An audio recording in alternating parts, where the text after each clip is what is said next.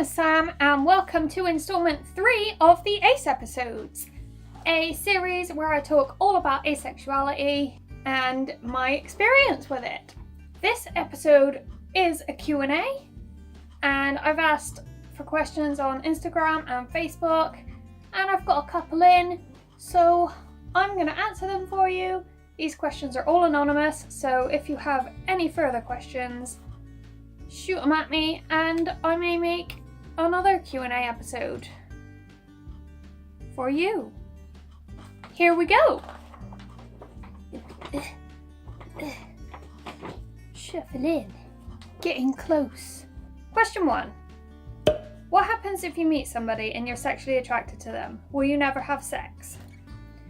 So, for a lot of people, asexuality means that you don't feel sexual attraction. I can't say that I feel sexual attraction, but if at any point I do feel romantic attraction to someone and I wanted to act on it, I would have to tell them where I stand, I guess. In the past, I've been in a relationship and I had a very regular sex life, and that was to please my partner because I knew he enjoyed it. But if it was off the table, I would be happy because I wouldn't feel the pressure. Do you feel like you may be aromantic as well as asexual, or can you see yourself being in a non-sexual relationship?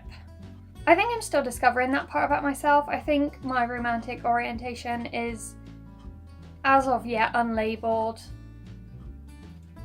I guess I'm floating between aromanticism and maybe biromanticism.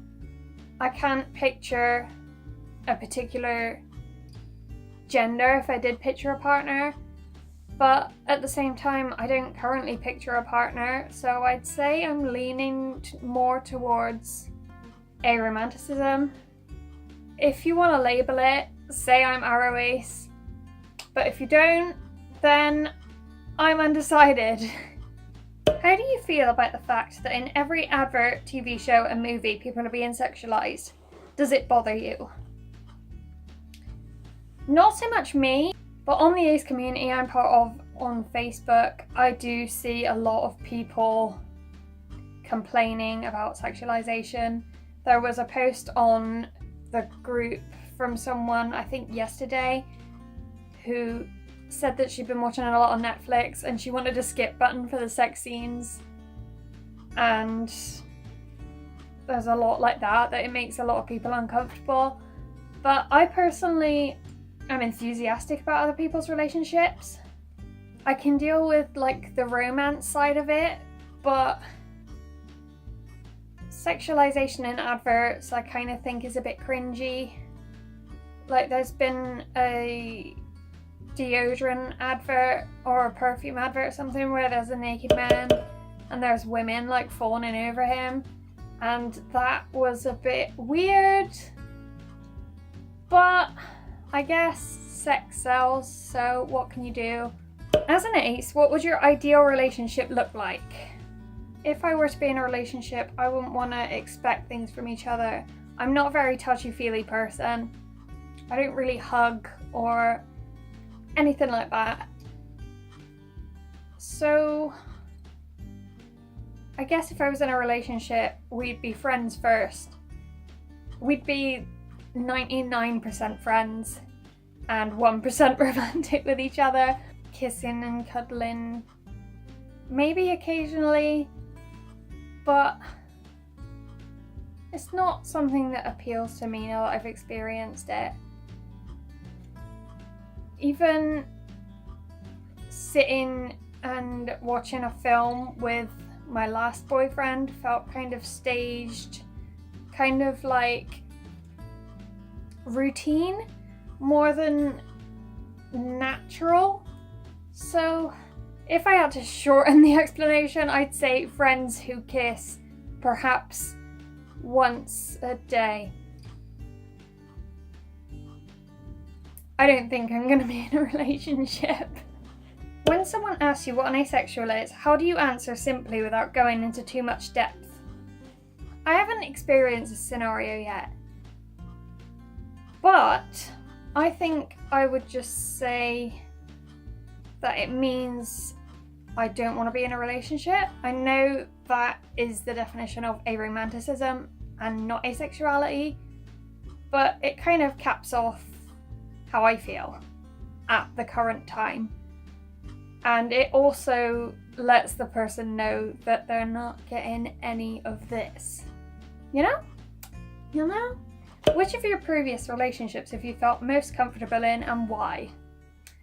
So, if you've seen episode 2, you'll know that I've been in a couple of relationships, one of which was with a girl in 6th form, and I would say I was most comfortable in a relationship with her because before we got together we were friends pretty much since year 7.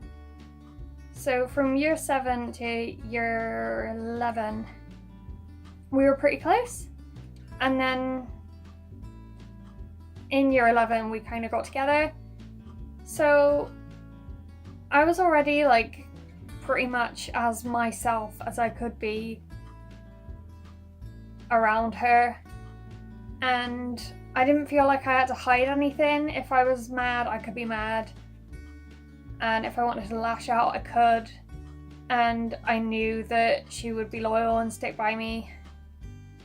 So even though the relationship itself was pretty unhealthy throughout the majority of it, I'd say I was most comfortable in it.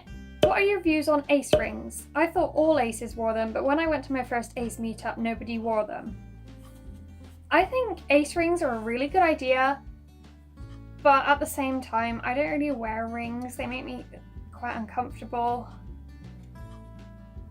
So I'd say that I'm all for them if you want to wear them, but I would rather get a tattoo, which is what I'm currently planning. I guess it's up to personal taste, comfort, and how you feel. If you want to show off your pride, there are plenty of ways to do it. I think ace rings are a great idea, and I guess if you have one, you probably feel like this sense of community. But I personally wouldn't get one because I probably wouldn't wear it. Maybe I'd wear it around my neck, but again, I don't wear necklaces that often either. Last question, who is your favourite asexual vlogger? My favourite vlogger is Amelia Ace. She was one of the first asexual vloggers I came across when I was looking into asexuality, when I was just a confused little flower trying to find out who I was. And I binged on her videos for about a week. I'd just have them playing on a loop and I'd be colouring in my armchair, and I'd just feel happy that she knew exactly how I felt. If you want to check her out, then I will leave her channel down there and up there and everywhere. And yeah, she's great. She knows a lot more about this stuff than I do, so if you're trying to discover your sexuality, her channel is great to have a look at. It's a great resource. So yeah, Amelia Ace, 10 out of 10. So those were all the questions I got asked. If you have any more burning inside your little brain, or if you thought of some more, then comment them or DM me on Instagram or email me or message me on the Facebook, and I will make another Q&A episode perhaps. I hope you enjoyed this video. If you did, give it a little like, give it a little comment, give me a subscribe, and the next episode of the Ace episodes will be up very soon. I'm going to be reading out a little conversation I had with a dude who was interested in yours truly before she realised she was asexual. It's awkward, it's funny, it's cringe. Don't miss it. I will see you next time